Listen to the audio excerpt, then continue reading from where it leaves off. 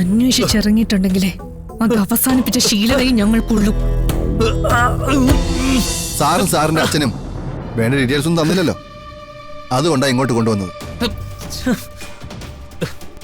വേറൊന്നുമില്ല, ഞങ്ങൾ 1-2 ചോദ്യങ്ങൾ അങ്ങോട്ട് ചോദിക്കും. അതിന് കൃത്യമായ മറുപടി ഇങ്ങോട്ട് പറഞ്ഞാൽ നമ്മൾ തമ്മിലുള്ള കച്ചവടം കഴിഞ്ഞു. അതല്ല, അറിയില്ല, കേട്ടില്ല എന്നൊക്കെയാണ് മറുപടിയെങ്കിൽ മോയ് ഇതിനകത്ത് നിന്ന് പുറത്തു പോവാൻ കുറച്ച് നാളെടുക്കും. താനും തന്റെ അച്ഛനും കൂടി ശ്യാമ മേഡത്തിന് എന്താ ചെയ്തേ? അവരെ കണ്ടുപിടിക്കാൻ ഇറങ്ങി തിരിച്ചവരാണെങ്കിൽ അവര് പോയ വഴിയാ നോക്കണം.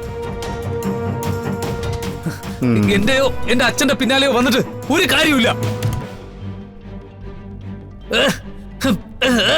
എന്നെ ഇവിടെ കൊണ്ടുവന്നിരുത്തിയിരിക്കുന്നത് എന്റെ അച്ഛൻ എങ്ങനെ അറിഞ്ഞോണ്ടല്ലോ ഒരു വരവ് ഇങ്ങോട്ട് വരും. ഭൂം.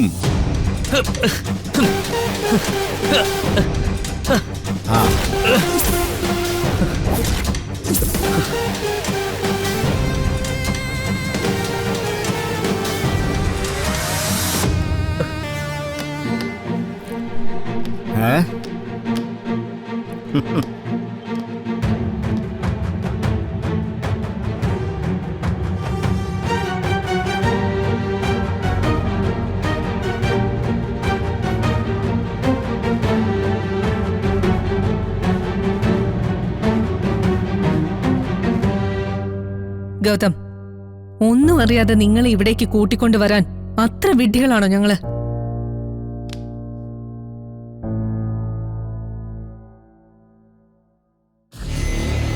Tell me, എവിടേക്കാണ് ശ്യാമ മേഡത്തെ നിങ്ങൾ കൊണ്ടുപോയത്?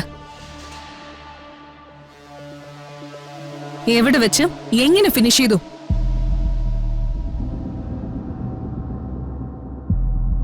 നീ കുറച്ച് വിളഞ്ഞ വിത്താണെന്ന് ഞങ്ങൾക്കറിയാം, പക്ഷേ ആ കളി ഞങ്ങളുടെ അടുത്ത് നടക്കില്ല. കണിമംഗലത്ത് നിന്ന് വരുണിനെയും രാധികയും ആട്ടി പുറത്താക്കുമ്പോ അവര് തെരുവിൽ തന്നെ ആയിരിക്കണമെന്ന് നിങ്ങൾക്ക് നിർബന്ധം ഉണ്ടായിരുന്നു. ശ്യാമ മേഡത്തിന്റെ സ്വത്ത് വകകൾ അവരെ സഹായിക്കരുതെന്ന് നിങ്ങൾ അച്ഛനും മകനും തീരുമാനിച്ചിരുന്നു. അത് സത്യമല്ലേ?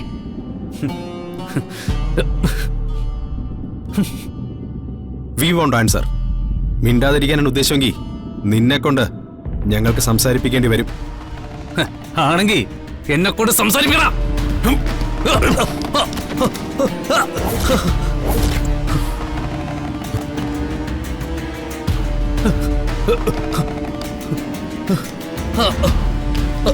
വാടാ.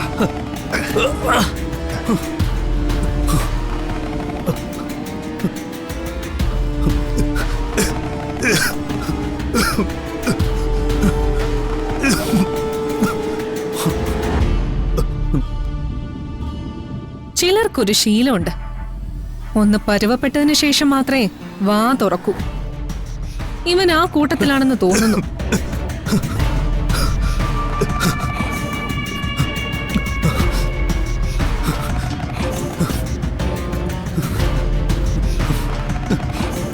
എങ്കിൽ പിന്നെ നിങ്ങൾ നിങ്ങളുടെ ഡ്യൂട്ടി ആരംഭിച്ചോളൂ. ഒരു കാരണവശാലും ഇവനെ പുറത്തു വിടരുത്.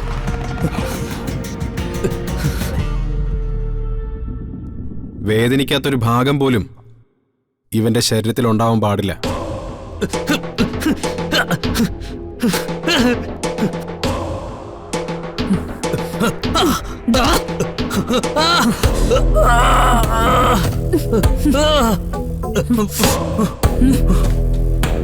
അന്വേഷിച്ചിറങ്ങിയിട്ടുണ്ടെങ്കിലേ അത് അവസാനിപ്പിച്ച ശീലതയും ഞങ്ങൾക്കുള്ളൂ. നിന്റെ നെഞ്ചും കൂടിനകത്ത് നീ എത്ര രഹസ്യം ഒളിപ്പിച്ചു വെച്ചാലും ശ്യാമ മേഡത്തിന് എന്ത് സംഭവിച്ചുവെന്ന് നിന്നെ കൊണ്ട് ഞങ്ങൾ പറയിപ്പിച്ചിരിക്കും.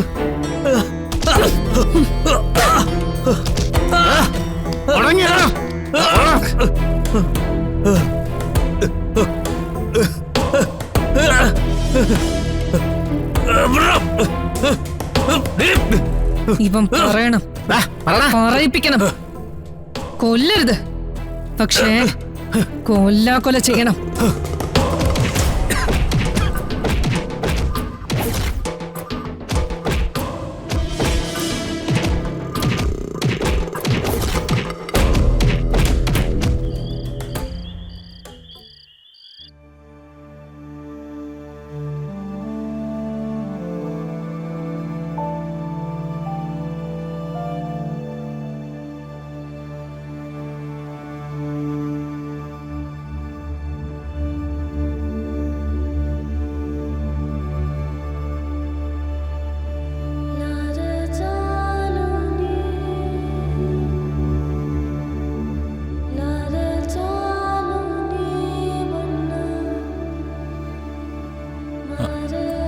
ആരാ?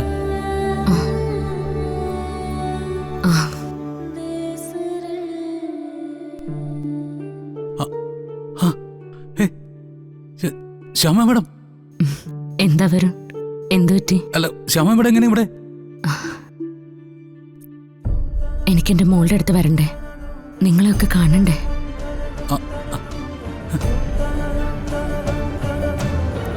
അല്ല, മേഡം എവിടെയായിരുന്നു? അല്ല, മേഡത്തിന് എന്താ സംഭവിച്ചേ? നിങ്ങളൊക്കെ ഞാൻ മരിച്ചുപോയെന്ന് കരുതിയല്ലേ വരുൺ? അതെ, ഞങ്ങള് ചിതയൊക്കെ ഒരുക്കി കത്തിക്കുകയും ചെയ്തു. അങ്ങനെയാണെങ്കിൽ ഇതെന്റെ പുനർജന്മാണെന്ന് കൂട്ടിക്കോ. എനിക്കങ്ങനെ നിങ്ങളെയൊക്കെ വിട്ടു പോകാൻ പറ്റുമോ?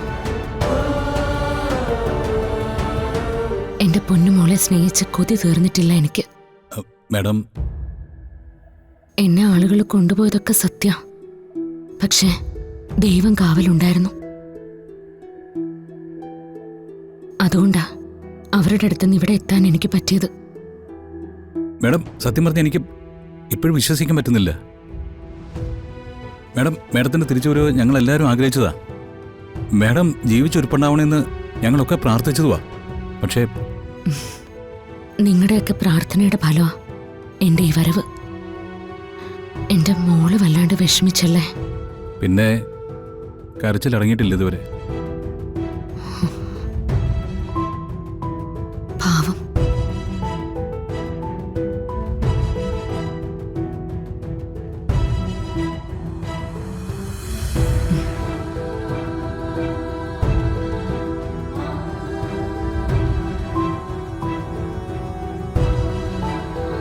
മോളെ, രാധിക മോളെ, മോളെ.